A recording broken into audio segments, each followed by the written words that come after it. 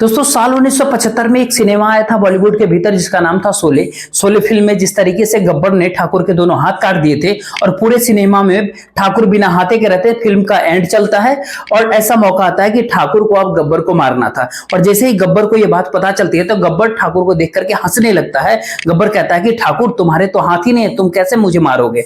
तब ठाकुर साहब कहते हैं कि तुम्हारे लिए तो मेरे पैर ही काफी है। कुछ इस तरीके से डायलॉग होता है सिनेमा में। ऐसे ही आज की कहानी जो आपको बताने जा रहा है, इस कहानी में भी कुछ ऐसा ही होता है। दरअसल एक महिला होती है जिसका पति से झगड़ा हो गया था। जब झगड़ा हो गया था तो झगड़े के बाद बात कुछ इतनी ज्यादा बढ़ जाती है कि पत्नी कहती है अपने पति से कि मैं तुम्हें गला घोट करके मार दूंगी। जबकि बात गला घोट के मारने की आती है तो यहाँ पर एक हाथ जो उसका राइट हैंड जो दाहिना हाथ होता है वो कुछ साल पहले टूट चुका था, जो कि काम करने की स्थिति में नहीं था। लेकिन उसने कहा कि मेरे लिए तो सिर्फ एक ही हाथ काफी है।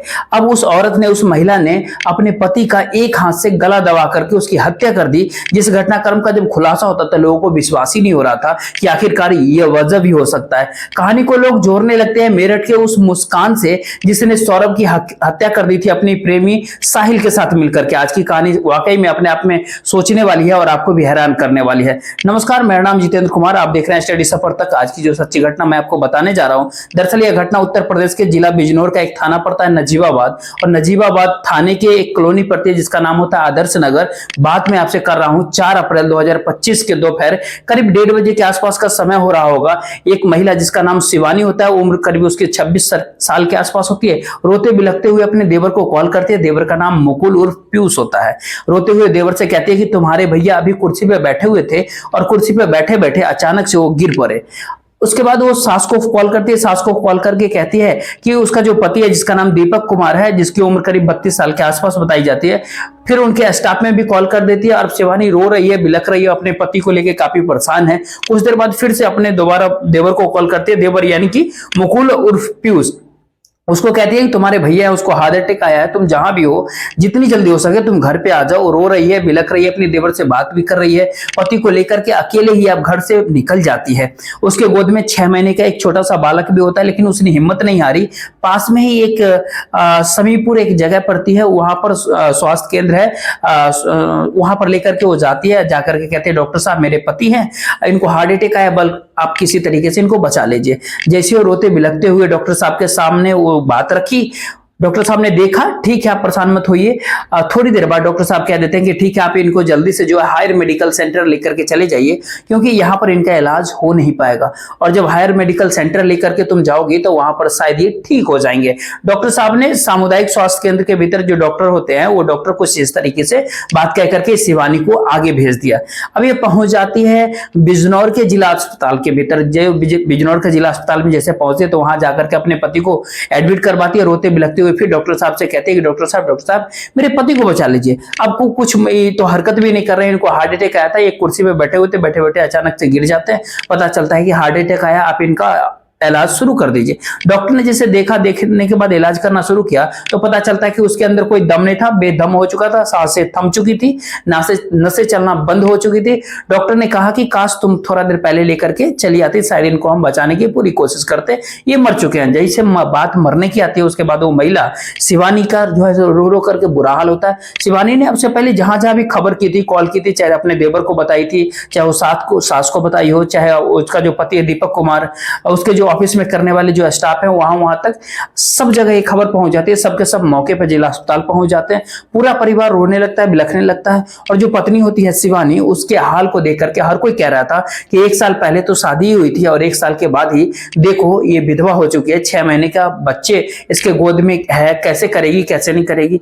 इसी बीच में कुछ लोग आते हैं, जैसे खास करके उसका देवर जो होता है जिसका नाम पीयूष होता है, और उसके जो चाचा ताऊजी जो होते हैं, इस लड़की के जो ताऊजी चचेरा ससुर जो होता है वो भी आ जाते हैं। आकर के कहता है कि चलो घर लेकर के चलते हैं। लेकिन अचानक दिमाग में ख्याल आता है, मेरठ के वो घटना उनके दिमाग में घूमने लगती है कि किस तरीके से मुस्कान नाम की एक लड़की ने अपने पति सौरभ की हत्या कर दी थी। उसकी हत्या करने के बाद उसके शव को ड्रम के अंदर पैक कर दिया था। दिमाग में मुस्कान का चेहरा था और घूम रहा था। परिवार वाले पहले तो उसको लेकर के जाने वाले थे, अचानक ही कहते हैं कि हम तो साहब पुलिस को बुलाएंगे, पोस्टमार्टम करवाएंगे, पोस्टमार्टम होगा तभी हम यहाँ से जाएंगे। जैसे बात पोस्टमार्टम की आती है, शिवानी को गुस्सा आने लगता है, वो तो रो तो रही थी, कहते कि मैं अपने पति की चीराफाड़ी बिल्कुल किसी भी हाल में नहीं कर पाऊंगी। मैंने सुना था कि पोस्टमार्टम जब होता है तो पोस्टमार्टम पूरा शरीर को चीर फाड़ दिया जाता है, काट दिया जाता है। इस तरह की बातें शिवानी करने लगती है। अब चचेरा ससुर हो या फिर सास हो या फिर देवर हो या परिवार के अन्य लोग हो, सभी जिद पर अड़ जाते हैं कि बिना पोस्टमार्टम के यहां से हम एक कदम भी आगे नहीं जाएंगे। अब पुलिस को कॉल कर दिया जाता है। पुलिस को जब कॉल किया जाता है, पुलिस मौके पे पहुंचती है। पुलिस के सामने जैसे ही बात रखी जाती है, पुलिस कहती है कि पोस्टमार्टम तो होगा ही, अगर आप चाहोगे भी तब भी और नहीं चाहोगे तब भी, पोस्टमार्टम के बिना तो यहां से लाश जाएगी नहीं। पुलिस ने अपने लाश को कब्जे में ले लिया, पोस्टमार्टम हाउस तक लाश को पहुंचाया। उसके बाद फिर से एक एफआईआर वगैरह जो दर्ज की जाती है, पीयूष ने एफआईआर दर्ज करवाई। उसके बाद पोस्टमार्टम की जब रिपोर्ट सामने आती है तो सच में सब लोग चौंक जाते हैं, लोग सोचने पे मजबूर हो जाते हैं आखिरकार ये हुआ क्या। दरअसल उसको कोई हार्ट अटैक नहीं आया था, वो किसी कुर्सी से नहीं गिरा था, बल्कि उसको जो है गला दबा करके उसकी हत्या कर दी गई थी। गला दबा करके हत्या की क्यों की गई थी और किसने किया, यही एक सवाल था। यही सवाल का जवाब परिवार वाले जानना चाहते थे, परिवार के वाले के साथ साथ पुलिस जानना चाहती थी। सोशल मीडिया पे वीडियो वायरल होने लगता है। उसने कहा कि अपने पति की नौकरी को हथियाने के लिए जो फंड मिलेगा उसको हथियाने के लिए उसने अपने पति को हत्या कर दिया। पुलिस ने उस महिला शिवानी को हिरासत में लिया। पुलिस ने महिला से पूछताछ करना जब शुरू किया, वो अलग अलग कहानियां बनाने लगी। लेकिन पुलिस को चाहिए थी कि असली कहानी क्या है, इस गला घोटने के पीछे की असली वजह क्या है। अब पुलिस उनके तलाश में जब जुट जाती है तो आखिरकार शिवानी टूटने लगती है। शिवानी कि बताती है, दरअसल एक लड़का होता है दीपक कुमार, जिसका 3 भाइयों में सबसे बड़ा वो लड़का होता है। उसका जिला बिजनौर का एक थाना पड़ता है हल्दौर थाना क्षेत्र का एक गांव पड़ता है मुकरंदपुर। दरअसल मुकरंदपुर का रहने वाला होता है। पढ़ने में वो शुरू से ही होशियार था। सीआरपीएफ में उसकी नौकरी भी लग जाती है। साल 2021 में मणिपुर में नौकरी कर रहा था, लेकिन उसको लगता था कि वो कोई ऐसी नौकरी करे जिसमें ऑफिस की नौकरी हो, ठीक ठाक अपनी जीवन को जिए। तब उसने कोशिश किया, कोशिश करने के बाद एग्जाम क्रैक किया। एग्जाम क्रैक करने के बाद उसको रेलवे में टेक्नीशियन की नौकरी लग जाती है और वहां पर ही वहां से नौकरी से कहीं अच्छी नौकरी, यानी साल 2023 में जून का वो महीना होता है, वो सीआरपीएफ के नौकरी को छोड़ने के बाद रेलवे में टेक्नीशियन बन जाता है। अच्छी नौकरी लग जाती है और नौकरी लगती है अपने ही जिले यानी कि बिजनौर जिले के नजीबाबाद रेलवे स्टेशन पर, वहां पर नौकरी लग जाती है। अब ये जब गांव में रहता था, गांव में ही एक बार एक शादी समारोह था। शादी समारोह में एक लड़की आती है। लड़की देखने में काफी अच्छी होती है, नाम उसका शिवानी होता है। उस शिवानी के बारे में जब वो पता करता है तो पता चलता है कि वो चौहरपुर, जो कि नेहरोड थाना क्षेत्र पड़ता है, जिला उसका बिजनौर पड़ता है, वो अपने बुआ के घर पे आई हुई थी। अब दीपक को ये बुआ के घर आई, उस लड़की से मोहब्बत हो जाता है, प्यार हो जाता है, इश्क हो जाता है। वो प्यार का इजहार भी कर देता है। जब वो प्यार का इजहार करता है, कहता है कि मैं तुमसे शादी करना चाहता हूँ। लड़की भी इससे शादी करने के लिए तैयार हो जाती है। वो दिन वो तारीख भी आ जाती है 17 जनवरी साल 2024 में। आखिरकार दोनों शादी कर लेते हैं। शादी करने के बाद आगे समय बीतता है और जैसे जैसे आगे समय बीता है तो अक्टूबर 2024 का ये वाकया है। उनको एक बहुत प्यारा सा एक बच्चा भी होता है और बच्चा का नाम होता है वेदांत। वेदांत के साथ ये लोग रह रहे थे, घर में परिवार सब खुशहाल रह रहा था, लेकिन इसने जिद की कि अब मुझे यहाँ नहीं रहना। जब जिद करने लगती है तो मार्च 2025 में यहाँ से, यानी कि वो अपने गांव को छोड़ करके ये जो दीपक जो है उसके साथ अपनी पत्नी को साथ लेकर के चला जाता है नजीबाबाद। नजीबाबाद में कहते हैं कि मुझे सरकारी क्वार्टर में नहीं रहना है, मुझे प्राइवेट जगह पे रहना है, अपने पर्सनल जगह पे रहना है। और वो एक कॉलोनी चुनते हैं, आदर्श नगर कॉलोनी। वहां पर वो लोग रहना सहना शुरू करते हैं। सब कुछ ठीक चल रहा था, लेकिन जब जब वो अपने ऑफिस में जाया करता था दीपक, तब तक वो काफी खुश रहती थी और जब वो ऑफिस से आया करता था तो काफी मुरझाई रहती थी। अक्सर उस बात पे दीपक को गुस्सा आता है। उसको लगता है कि शायद उसकी पत्नी का किसी न किसी से अफेयर है, प्यार है, जरूर किसी न किसी के साथ इसके संबंध बन रहा है। जब से ये मेरठ वाला कांड हुआ था तब से वो अपनी पत्नी पर कुछ ज्यादा ही शक करने लगता है और इसलिए उसने अपनी पत्नी से जब ये कहना शुरू किया तो पत्नी को गुस्सा आता है। पत्नी को जब गुस्सा आता है तो आपस में कहासुनी होती है। दीपक ने शिवानी को 1-2 बार नहीं बल्कि कई बार उसको लेकर के पीट दिया इस बात को लेकर के कि तुम्हारा किसी न किसी के साथ चक्कर है। तो वो कहता है अब तुम्हें हमें गांव चलना वापस। वैसे भी गांव से फोन आ रहा था, घर वाले कह रहे थे कि बच्ची का मुंडन भी करवाना, 6 महीने हो गया है, इसको लेकर के आ जाओ। लेकिन शिवानी ने साफ साफ दाने से मना कर दिया कि वो किसी भी कीमत पर वो ससुराल नहीं जाएगी, यहीं रहेगी, चाहे कुछ भी हो जाए। बस नॉर्मल आपस में झगड़ा फसाद हो जाता है। हालांकि दीपक ने अपने कपड़े वगैरह तैयार कर लिया था, पैक कर लिया था। उसने कहा कि मैं यहाँ अब नहीं रुकूंगा, जबकि उसको आए हुए इस कॉलोनी में अपने अपने गांव से आए हुए केवल 1 महीने का समय हुआ था। आखिरकार 4 अप्रैल 2025 की सुबह की बात है, जब नाश्ते का समय हो रहा था, तब ये शिवानी ने एक चाल खेली, एक ऐसी चाल खेली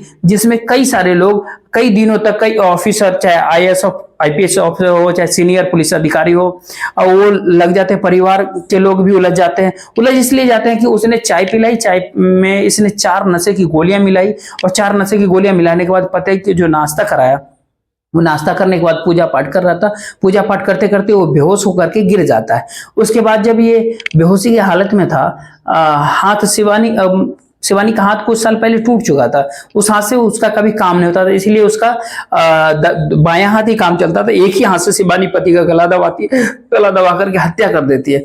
हत्या करने के बाद उस बच्चे को, जो 6 महीने का जो बालक होता है वेदांग, उसको लेकर के छत पे धूप सेकना शुरू करती है। धूप सेकते सोचती है करे तो अब क्या करे, अब ये तो दीपक मर चुका था। उसके दिमाग में ख्याल आता है क्यों ना एक कहानी बनाया जाए, और वो कहानी होगी हार्ट अटैक की। हार्ट अटैक की कहानी बनाने के लिए वो नीचे आती है, अपने देवर को कॉल करती है, सास को कॉल करती है, रेलवे के बाकी जो कर्मचारी दोस्त जो होते हैं उनको कॉल करती है, ये गिर गए, इनको हार्ट अटैक आया है, मैं हॉस्पिटल लेकर के जा रही हूँ। लेकिन ये कहानी ज्यादा दिन तक चल नहीं पाती। करीब 2 दिन का समय ही बिताता। पुलिस ने इस पूरे घटनाक्रम का खुलासा किया, और खुलासा करने के बाद ये कुछ कहानी इस तरह से सामने आती है। 2 एक लोगों का नाम भी सामने आता है। एक लखीमपुर खेरे का एक व्यक्ति होता है जिसके साथ उसके शिवानी के संबंध बताए जाते हैं। जब उस मामले की जांच पड़ताल की जाती है तो घटनास्थल पे नहीं था। हालांकि परिवार के लोग कह रहे हैं कि अकेले हत्या नहीं कर सकती, लेकिन जब पुलिस कह रही कि 4 नशे की गोलियां मिला के दी तो तब तो शायद अकेले हत्या कर सकती है। एक तरफ बात चल रहा है कि किसी न किसी से इसका संबंध था, इसीलिए वो आदर्श नगर इलाका को छोड़ना नहीं चाह रही थी। और वो कहती है कि मैं अपने गांव लेकर के जाऊंगा। दीपक जब कहता है तो मतलब ये चीज पुलिस और भी जांच पड़ताल करेगी, 4 सीट लगाएगी, कोर्ट में हाजिर करेगी, तब तक बहुत सारी चीजें सामने आएगी कि किसके साथ इसके संबंध थे या नहीं थे। कॉल डिटेल्स निकलवाई जाएगी, तमाम सारी चीजें जब निकलेगी तब जाकर सब कुछ साफ हो पाएगा। लेकिन उससे पहले एक बात जरूर पता चलता है कि उस 6 महीने का बालक वेदांत हुआ तो वो अपने नानी के घर रहेगा, या फिर दादी के घर रहेगा, या फिर अपने माँ का घर रहेगा। माँ का घर होगा, अब जेल ससुराल तो रह नहीं सकती, मायके में रह नहीं सकती, जेल में रहेगी। तो बच्चा जिसका कोई इस पूरे घटनाक्रम में कोई कसूर नहीं, वो अपने माँ के साथ कम से कम अगले 6 साल तक तो रहेगा, जब तक कि उसकी उम्र 6 साल तक नहीं हो जाएगी। उसके बाद आरटी यानी राइट टू एजुकेशन हो सकता है कि उसके तहत वो बच्चा अपने माँ से बाहर हो जाए, दूर हो जाए। हो सकता है कि इस बीच में उसको जमानत मिल जाए, लेकिन पूरी जिंदगी शायद बच्चा अब कैसे रहेगा, कैसे नहीं रहेगा, कई तरह के सवाल हैं। और जिसने उसको इतना प्यार किया था उसी का गला घोट करके हत्या कर दे, किसी ने सोचा नहीं था। लोग कहते हैं ना कि नौकरी और फंड के लिए इसने अपने पति का हत्या की है। पुलिस के जांच में ही कुछ ऐसी बात सामने आ रही है, लेकिन अभी पुख्ता तौर पे हम कुछ कह नहीं सकते। तो उससे पूरे घटनाक्रम सुनाने का उद्देश्य आपको परेशान करना नहीं था, नहीं आपका दिल दुखाना था, बल्कि आपको जागरूक करना था, आपको सचेत करना था, आपको बताना है, आपको जताना है कि जब से ये मेरठ की घटना हुई है, मुस्कान ने जिस तरीके से सौरभ की हत्या की है, तब से लोग डरे हुए, सहमे हुए हैं। और जो लोग अपनी पत्नी से कुछ कहते भी हैं तो पत्नी मजाकिया अंदाज में कह देती है। कोई कहती है कि मैं तुझे नीले ड्रम में पैक कर दूंगी, तो कोई पत्नी कहती है कि मैं तुम्हें टंकी में पैक कर दूं। कौन किसको पैक करेगा, कौन नहीं करेगा, पता नहीं। लेकिन अब मांग पूरी तरह से उठने लगी कि पुरुषों की हिफाजत के लिए कोई कानून देश में बनना चाहिए। बनेगा या नहीं बनेगा ये तो खैर पता नहीं, लेकिन ये फिर विश्वास की भावना पुरुष में। अब क्या आगे आपकी राय इस पे हम सुनना चाहेंगे। फिलहाल इस वीडियो में इतने, वीडियो को शेयर जरूर कीजिएगा।